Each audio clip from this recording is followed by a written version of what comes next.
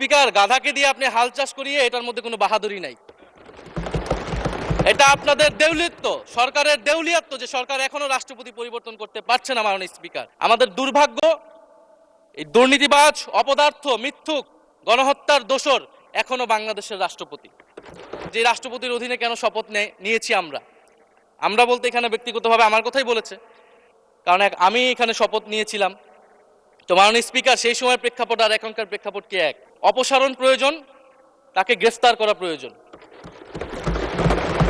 এই রাষ্ট্রপতির আর কোনো অধিকার নেই বঙ্গভবনে থাকার, এইখানে এসে বক্তব্য দেওয়ার। প্রেসিডেন্ট শাহাবুদ্দিন চুপ্পু, তার কিছু কুকীর্তির কথা মাননীয় স্পিকার হাউসের সামনে তুলে ধরছি। তিনি দুদকের কমিশনার ছিলেন। তাকে দুদকের কমিশনারের করা হয়েছিল 3টি অ্যাসাইনমেন্ট দিয়ে। 1 নম্বর হচ্ছে খালেদা জিয়া এবং তারেক রহমানের বিরুদ্ধে দুর্নীতির অভিযোগের শাস্তি নিশ্চিত করা।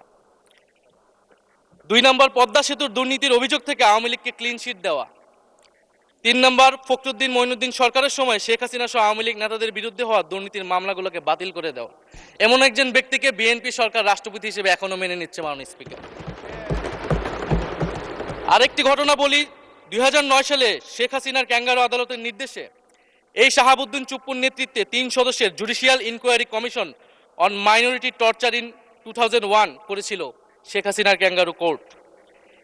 এই প্রতিবেদন অনুসারে বিএনপির 26,000 বিএনপির নেতাকর্মীকে 2001 সালে ক্ষমতায় এসে কয়েক হাজার হিন্দুকে তারা হত্যা করেছে, এজন্য দায়ী করা হয়েছিল। মাননীয় স্পিকার, এবং আওয়ামী লীগ এই রিপোর্ট দেশে বিদেশে এই রিপোর্ট ফেরি করে তারা নিজেদের এখানে ক্ষমতায় থাকাটাকে পাকাপোক্ত করেছিল। মাননীয় স্পিকার, এই রাষ্ট্রপতি চুপ্পু এস আলমের হাতে ইসলামী ব্যাংকে তুলে দেওয়ার কারিগর, 2 কোটি আমানতকারীকে পথে বসিয়েছিল। এবং জুলাই গণহত্যার সময় তার ভূমিকা, ফ্যাসিবাদের সাথে তার সংশ্লিষ্টতা সবকিছু আমরা জানি। আমাদের দুর্ভাগ্য, এই দুর্নীতিবাজ, অপদার্থ, মিথ্যুক, গণহত্যার দোসর এখনো বাংলাদেশের রাষ্ট্রপতি। একটা আলোচনা কয়েকবার এসেছে যে রাষ্ট্রপতির অধীনে কেন শপথ নিয়েছি আমরা বলতে এখানে ব্যক্তিগতভাবে আমার কথাই বলেছে, কারণ আমি এখানে শপথ নিয়েছিলাম। তো মাননীয় স্পিকার, সেই সময়ের প্রেক্ষাপট আর এখনকার প্রেক্ষাপট কি এক? জুলাই গণ অভ্যুত্থানের পরে 5ই আগস্টের পরে আমাদের সামনে 2টা অপশন ছিল।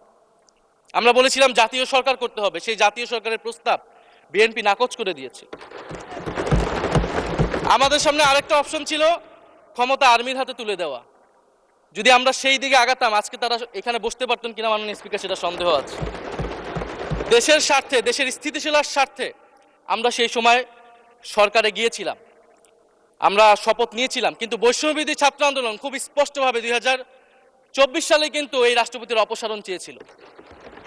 সেই সময় সাংবিধানিক ধারাবাহিকতার কথা বলে রাষ্ট্রপতির পক্ষে অবস্থান নিয়েছিল বিএনপির মহাসচিব মির্জা ফখরুল আলমগীর সাহেব, তিনি নিজেই কথা বলেছিলেন। ফলে এখন তো একটা নির্বাচিত সরকার। মাননীয় স্পিকার, এখন তো চাইলেই বিএনপি রাষ্ট্রপতি পরিবর্তন করতে পারে সরকার, এবং আমরা বিশ্বাস করি বিএনপিতে সেই ধরনের যোগ্য, আস্থাভাজন ব্যক্তি নিশ্চয়ই রয়েছে। এবং সরকার দলের সদস্যরা অনেকে গৌরবের সাথে বলেছেন যে যেই রাষ্ট্রপতি জিয়াউর রহমানের বিরোধিতা করেছেন, সেই রাষ্ট্রপতি এখন জিয়াউর রহমানের প্রশংসা করছে। মাননীয় স্পিকার, গাধাকে দিয়ে আপনি হাল চাষ করিয়ে এটার মধ্যে কোনো বাহাদুরি নাই। এটা আপনাদের দেউলিয়ত্ব, সরকারের দেউলিয়ত্ব যে সরকার এখনো রাষ্ট্রপতি পরিবর্তন করতে পারছে না। মাননীয় স্পিকার,